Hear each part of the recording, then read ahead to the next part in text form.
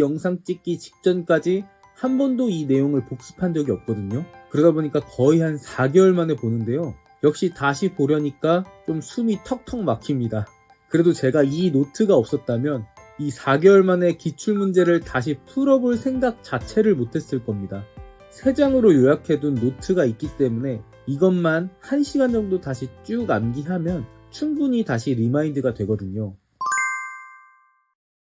안녕하세요, 비전일지입니다. 오늘은 전기기기 공부법에 대해서 한번 이야기를 해보겠습니다. 제가 작년 9월에 아무것도 모르고 25일 만에 전기기사 준비하겠다고 해놓고 기출문제 한 4개년 정도 공부해서 시험을 본 적이 있거든요. 그때 꽈락이 나서 떨어졌는데 바로 그 과목이 전기기기였습니다. 제 개인적인 생각인데요. 전기자기학, 전력공학, 회로이론 제어공학, 법규까지 전부 관연도만 풀어도 적어도 한 꽈락은 면할 수 있다고 생각은 하거든요. 그런데 전기기기는 기출문제만으로 꽈락을 면하기가 쉽지 않더라고요. 제가 그 이유를 곰곰이 생각을 해보니까요. 예를 들어 유기기전력을 구하라는 문제가 나왔습니다. 그러면 우리는 유기기전력을 구하는 공식을 대입해서 풀면 되거든요. 관연도만 공부하는 사람들은 유기기전력 푸는 공식 이것만 외우게 됩니다. 그런데 문제는 직류기의 유기기전력이냐 동기기의 유기기전력이냐 변압기의 유기기전력이냐 이 구하는 공식이 다 다르거든요.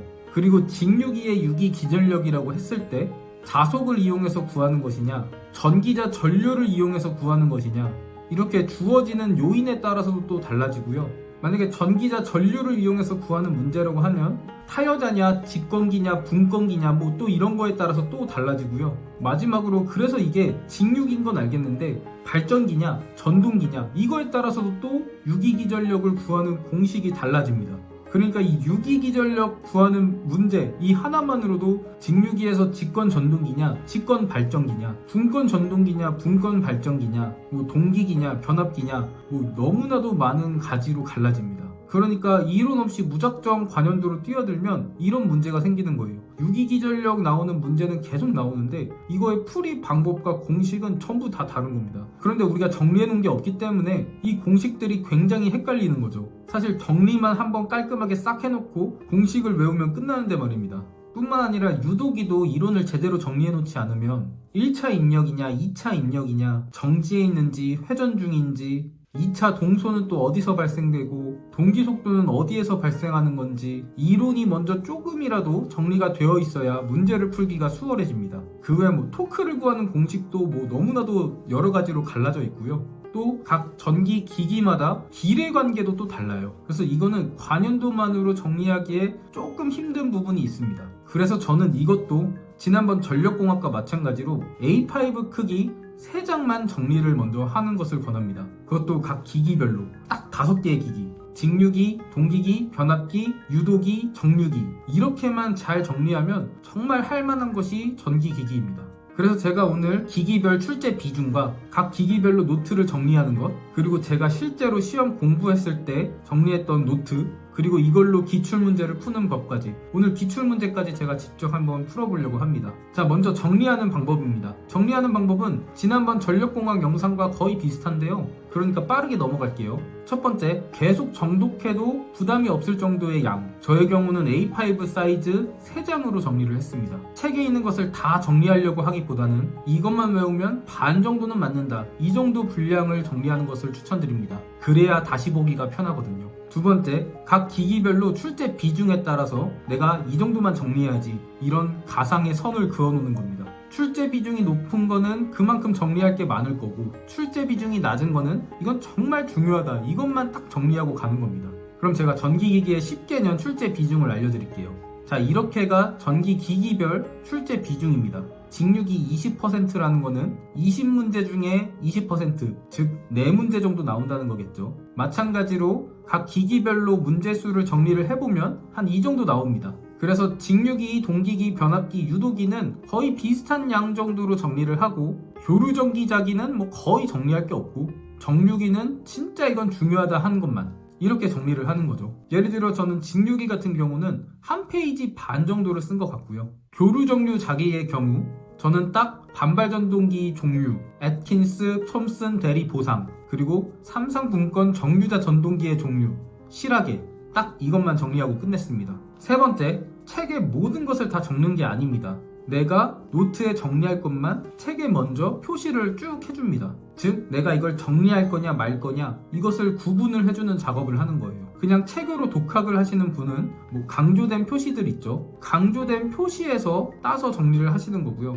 인강을 들으시는 분들은 인강 내용에서 분명히 중요하다고 하는 내용이 있거든요. 여기서 이건 꼭 기억하세요, 이건 꼭 암기하세요, 이런 이론들이 있습니다. 이런 내용을 책에 체크를 해놓고 나중에 노트에 옮겨 적을 때 그 내용 위주로 적는 겁니다. 또는 인강에서 이 파트에서는 이렇게 꼭 정리를 해야 됩니다 하고 노트로 이렇게 정리를 해주는 부분들이 있어요. 그거 같은 경우는 거의 그대로 노트에 복사를 해놓으면 되겠죠. 여기서 이걸 적어야 되나 말아야 되나 긴가민가한 것들이 많거든요. 그런 것들을 구분하는 방법은요, 바로 위에 저희가 그어놓은 이 출제 비중에 따른 가상의 선이 있잖아요. 그 범위 안에 충분히 들어가면 그냥 적으시고, 그 범위를 너무 넘어갈 것 같다 이러면은 과감하게 그냥 제끼세요. 나중에 관연도에서 나오면 관연도에서 따로 정리하면 됩니다. 그리고 책이든 인강이든 한 이론이 끝날 때마다 출제 예상 문제가 있거든요. 일단은 이 출제 예상 문제는 풀지 않는 것을 추천드립니다. 특히 직장인이라면 더더욱 풀지 않는 것을 권합니다. 그 이유는 우리는 한 과목만 공부하는 게 아니거든요. 우리는 5과목을 공부해야 되고요. 이걸 최대한 빠르게 복습을 해야 됩니다. 우리가 장기 기억으로 가려면 짧은 텀으로 계속 반복해서 복습을 해야 된다고 했거든요. 그런데 출제 예상 문제까지 한 과목마다 다 풀다 보면요, 이 한 과목에, 그것도 한 파트에 너무 오래 머물게 됩니다. 예를 들어 1과목, 2과목, 3과목, 4과목, 5과목까지 출제 예상 문제까지 싹 다 풀었다고 해보세요. 그 다음 다시 1과목으로 넘어가서 문제를 풀려고 하면 기억이 날까요? 그러면 또 1과목을 또 처음부터 다시 공부를 하고 인강을 보고 해야 될까요? 그건 너무 비효율적이고 시간도 너무 오래 걸릴 겁니다. 그래서 이론을 빠르게 정리를 하기 위해서 출제 예상 문제는 잠시 두고, 정말 시간이 남거나 정말 이 파트는 너무 자신이 없다 이런 부분만 출제 예상 문제를 푸는 것을 권해드립니다. 그래서 우리는 한 권의 노트에 이 5과목을 압축해서 집어넣는 겁니다. 최대 한 과목당 3장을 넘지 않도록. 그래서 이 노트만 한번 다시 쭉 정독하면 반은 맞는다 하는 정도로요. 5과목 정리할 때쯤 1과목이 당연히 기억이 안 나겠죠. 그런데 우리가 그 압축해놓은 그 3장만 봐도 다시 리마인드가 된다는 겁니다. 자, 4번째, 노트는 공식 위주 그리고 비례식 위주로 정리를 합니다. 전기기기 과목은 평균적으로 이론 반, 그리고 계산과 공식 문제 반이라고 생각을 하시면 됩니다. 제 생각으로는 사실상 이론 문제는 관연도 문답으로 적어도 10문제 중에 한 5문제는 맞을 수 있다고 생각을 합니다. 물론 이 문답을 더 많이 쌓는다면 더 많이 맞을 수 있겠죠. 그런데 계산과 공식 문제는 제가 앞에 설명했던 이유로 관연도 문답 그리고 기출문제 풀이 이것만으로는 쉽지가 않습니다. 그래서 이 문제에 어떤 공식을 대입해야 되냐 이것만 잘 판단하면 이 과목은 정말 할만해지는 겁니다. 처음에 얘기했듯이 직류기의 분권, 발전기의 유기기전력을 물어본다. 그러면 1번 직류기, 2번 분권, 3번 발전기, 이거에 맞는 유기기전력 공식을 찾아서 대입하면 문제는 끝나는 겁니다. 직류기에서 토크 구하는 문제가 나왔는데 주어진 핵심 요소가 전기자 저항이냐 자속이냐 아니면 둘 다 주어지지 않았냐 아니면 직권 전동기라는 문구가 있는가. 그래서 이 4가지 중에 맞는 공식을 찾아서 대입하면 끝나는 겁니다. 토크에 따라서 비례관계를 묻는 문제가 나왔다. 그냥 일반적인 직류기냐 아니면 직권 전동기라는 문구가 나왔냐, 여기에 따라서 비례관계가 달라지기 때문에 또 여기에 맞는 비례관계를 찾아서 넣으면 됩니다. 그래서 제가 정리한 노트를 보니까요, 직류기는 공식 12개에 비례관계 8개, 동기기는 공식 5개, 변압기는 공식 12개에 비례관계 1개, 유도기는 공식 12개에 비례관계 2개, 그리고 정류기에서 공식 3개, 공식은 거의 딱 이 정도, 한 40개 정도? 그래서 제발 이 공식만 한번 쭉 정리해서 외워보세요. 기출문제를 풀기 시작할 때 공부가 이렇게 재밌는 거였나? 하고 느끼기 시작할 겁니다. 5번째, 물론 쉽지 않겠지만 이렇게 정리까지 끝내는데 일주일이라는 목표를 잡고 끝내보세요. 너무 질질 길어지면 안 되거든요. 제가 느끼기에 이론 정리는 5과목은 최소 3주에서 4주 안에 끝내고, 기출은 최소 한 4개년, 5개년 정도는 풀어봐야 어느 정도 합격 점수가 나오지 않을까 생각을 합니다. 6번째, 이렇게 정리가 끝나고 나서요, 기출문제를 풀기 전에 그 파트에 해당하는 내가 정리한 이론을 쭉 정독을 한번 해보는 겁니다. 그래서 기출문제 풀기 직전에 1과목 풀기 직전에 3장 정독하고 2과목 풀기 직전에 3장 정독하고 3과목 풀기 직전에 3장 정독하고 여기서 내가 지난번 기출문제 풀었을 때 이 공식이 기억이 안 나서 틀렸지, 그럼 이 공식만 따로 한 3번 4번 다시 써서 외워주고 그리고 나서 기출을 한번 풀어보세요. 다만 여기서 문제풀이가 시작이 된다면 다시 그 이론 노트는 보지 않는 겁니다. 20문제 풀기 딱 시작했다 그러면 이론 노트는 보지 않고 문제를 풀기 시작합니다. 그러면 분명히 그 공식과 이론들이 기억이 안 나거든요.